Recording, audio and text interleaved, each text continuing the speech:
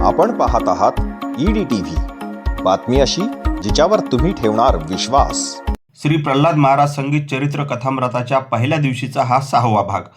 5 दिवस वेगवेगळे यजमान होते। रोज दुपारी 2 ते 6 या वेळेत आयोजित या कथामृताच्या पहिल्या दिवशीचे यजमान होते सद्गुरू भक्त सुदर्शन सूर्यकांतराव फटाले। त्याचसोबत रोज रात्री 8 ते 10 या वेळेत प्रवचन सेवाही आयोजित केली होती। त्यानुसार पहिल्या दिवशीची सेवा ही नांदेड येथील सौ स्मिता प्रशांत वैद्य यांनी सद्गुरूचरणी अर्पण केली। हे कथामृत तुमच्यापर्यंत पोहोचविण्यासाठी मदत केली आहे ती दैनिक जालना नायक, नवजीवन मल्टीस्पेशालिटी हॉस्पिटल व research centre, NRG auto India आणि एका सद्गुरू भक्ताने। चला पाहूयात पहिल्या दिवशीचा हा समारोपाचा भाग। उद्या पुन्हा पाहूयात या कथामृताचा 7वा भाग। तोपर्यंत दिलीप पोनेरकरचा नमस्कार।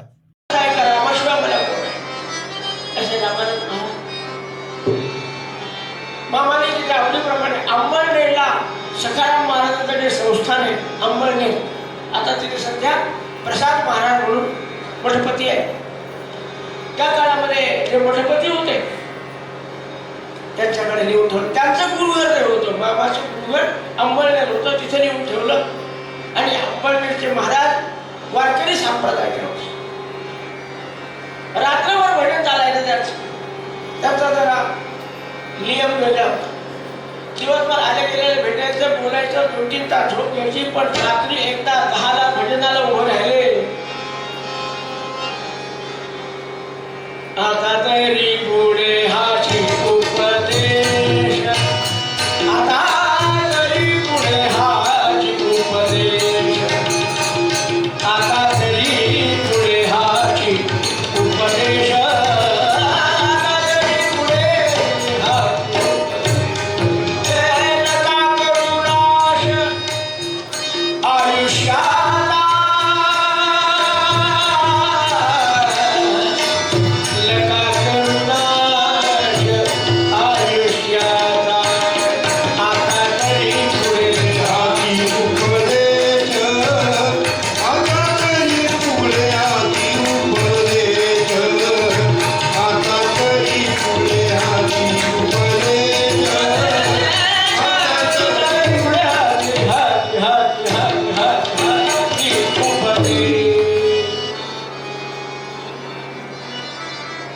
सुंदर अभंग म्हणत म्हणत सकाळी सकाळी गातो वासुदेव मी आई, चित्त काय ठेवून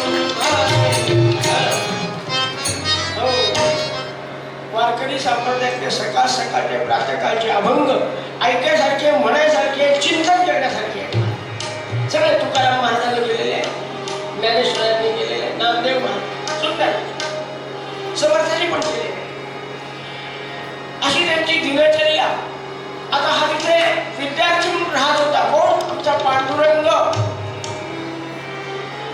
पाणी भरण्यापासून, वाढण्यापासून, झाडलोट करण्यापासून, सारवण्यापासून जे जे काम पडेल गुरुला जे अपेक्षित ते करणे, अशी सगळी त्यांची गुरुभक्ती दिवसभर। आणि सगळ्यात जो लहान असतो,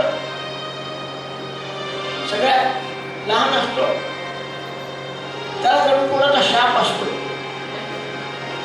जो त्याला काम सांगणार नाही तो तो तो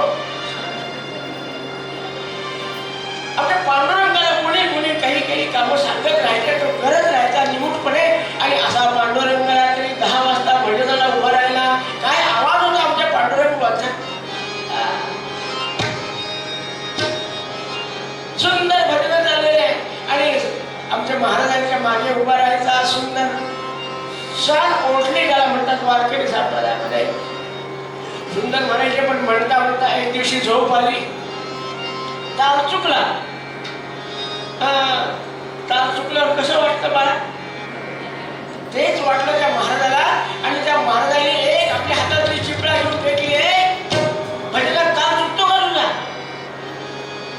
जा चांगलं म्हणेपर्यंत येऊ नको माझ्यासमोर, माझ्यासमोर येऊ नको म्हणल्यानंतर माझ्यासारख्या घरात जाऊन झोपला कशाला येऊ।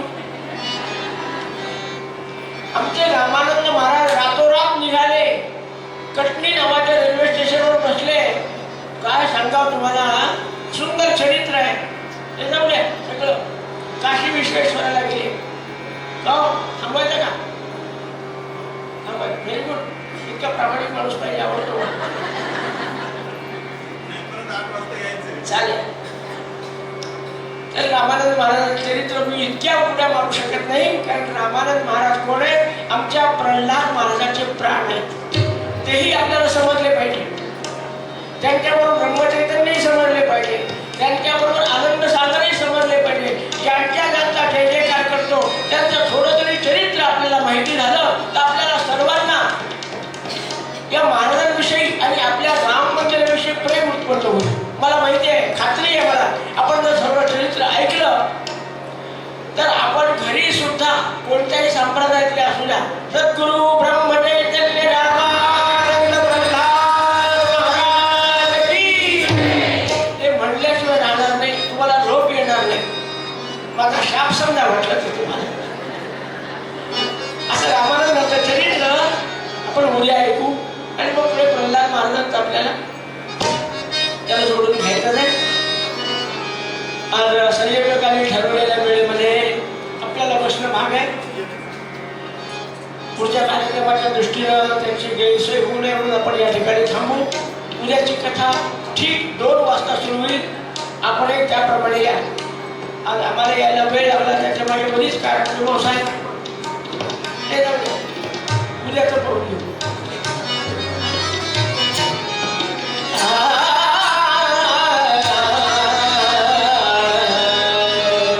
सद्गुरु प्रल्हाद समान नको, प्रल्हाद समान नको,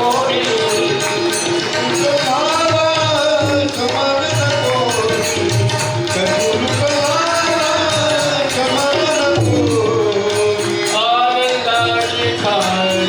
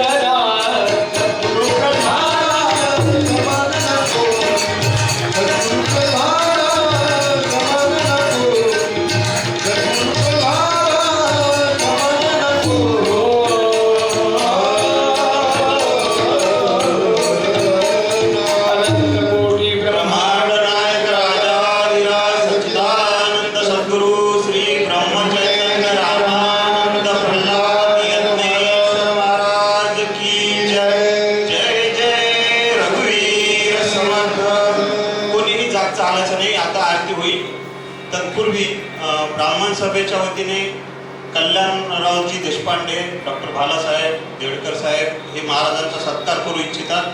मी कल्याणराव देशपांडे काकांना विनंती करतो की त्यांनी महाराजांचा यथोचित सत्कार करावा. या कार्यक्रमानंतर आजचे यजमान आहेत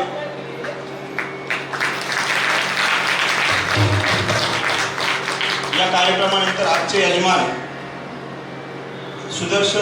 सुदर्शनजी सूर्यकांतजी फटाले यांचा सपत्नीक सत्कार करावा अशी मी आचार्य महाराजांना विनंती करतो. आजचे यजमान आहेत ते, त्यांना महाराजांचा प्रसाद द्यावा अशी महाराजांना विनंती करतो. फटाले जोडी कृपया व्यासपीठावर यावं. भाऊ महाराजांचा आज सत्कार करायचा होता, परंतु ते परवा येतो म्हणाले. त्यांच्या आशीर्वादाची खरं तर आपल्याला गरज आहे आणि त्या जोडीवर त्यासाठी आज त्यांचा सत्कार आपण करणार नाही. खरं तर आपण काय द्यावं त्यांना, त्यांच्याकडूनच आपण आशीर्वाद घेतो. तरी पण परवाच्या दिवशी त्यांचा आपण यथोचित सत्कार जे घडल ते आपल्या परीने करणार आहोत.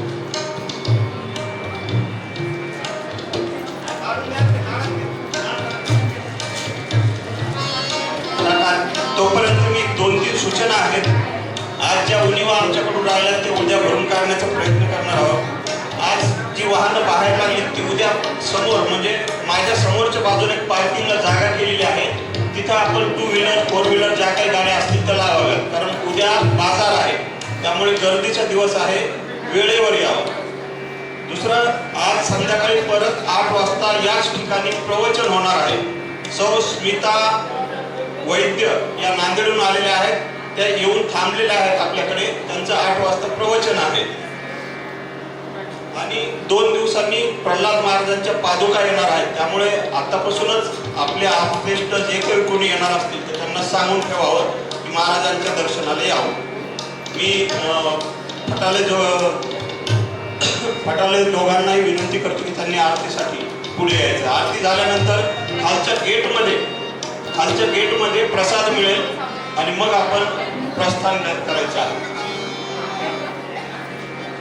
भाऊ महाराज परवाच्या दिवशी येणं भाग आहे आपल्याला. परवाच्या दिवशी येणं भाग आहे आपल्याला.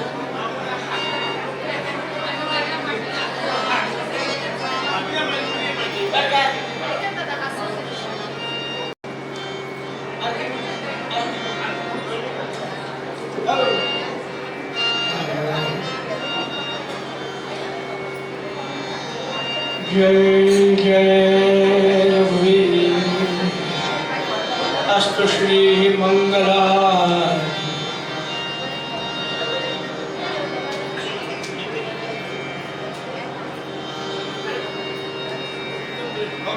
जय जय श्री गुरुराय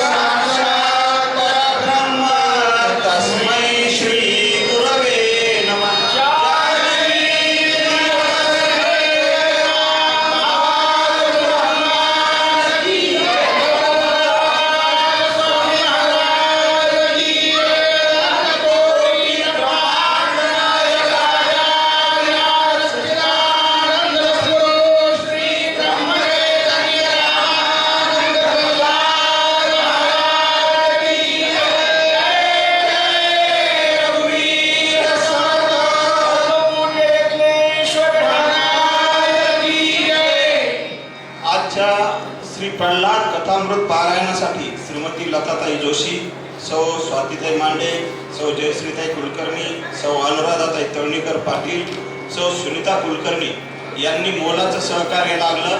असंच ते आता 5 दिवस पारायण करणार आहेत.